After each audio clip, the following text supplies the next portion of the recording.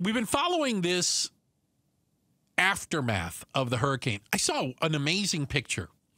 I want to say maybe Javier Soto put it up or something. One of the local news people had this, and it was a picture from space. You know, when you see the United States at night and you see like the bright spots around the big cities, you know what I'm saying? You know, and it was looking at the Gulf Coast region and the East Coast. Okay.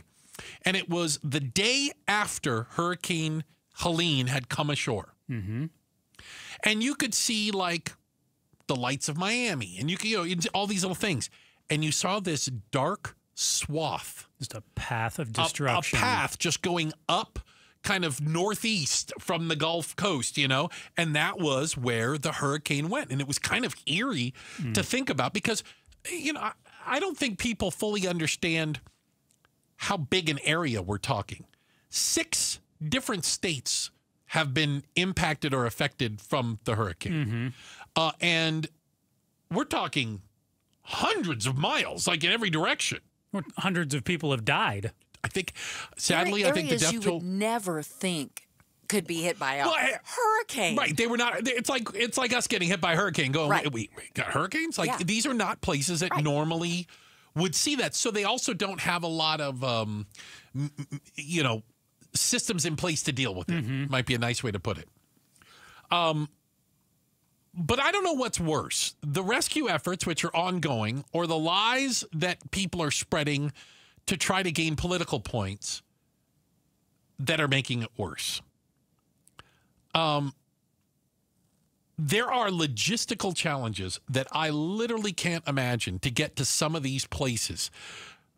I'm not purposely trying to drag Becky Lynn into this, but I've been through Tennessee. I've been through Western North Carolina. The term holler, you know, there are some places that are off the beaten path, might be a nice way to put it. It's the one dirt road in and the one dirt road out.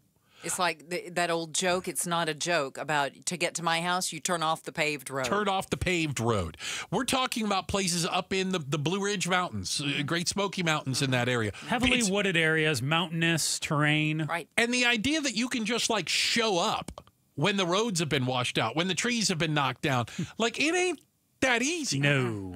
You know, this isn't like saying, well, there's people in downtown Phoenix and they need disaster relief. No, these are people, they don't even know where they are in some cases. And by the way, I think they like it like that. They're living up there because they don't want there's probably a moonshine still somewhere around there. So where did the claims start, though, that FEMA didn't have money? Because FEMA has said that they do have enough money. They have plenty. For immediate response and recovery needs. Absolutely they do. And people are on the ground helping. They are there. Yeah, FEMA says there are 1,500 FEMA personnel there. There's 6,700 National Guard guardsmen from 16 different states that are there, as well as all of the local and regional groups. So FEMA has not run out of money. And I also saw if you need money or you need assistance, immediately FEMA will approve. It was around $700 or so. It's $750, and it has a term. It's like an immediate assistance type thing. But there could be more after that as your application runs through the process. Right. It's not like all you get is, well, you lost your house, here's $750. Right. That's stupid people, again, that are claiming that. So,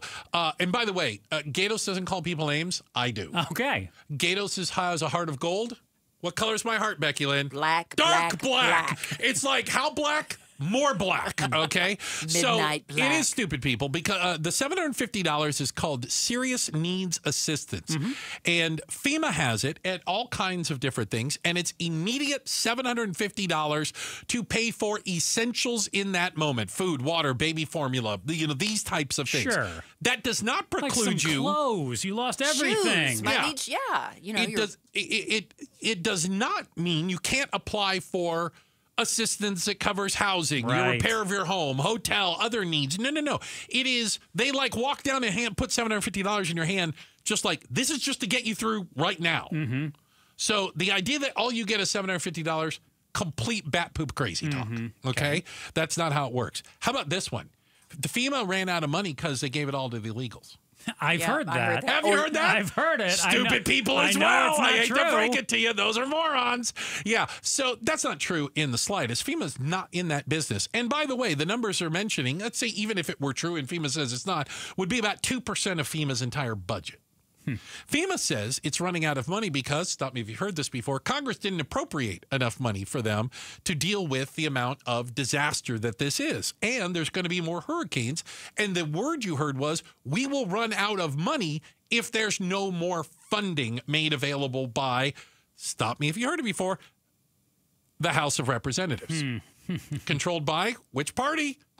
It's GOP. Republicans who didn't want to give them more money. So President Biden said he may actually call Congress back into session.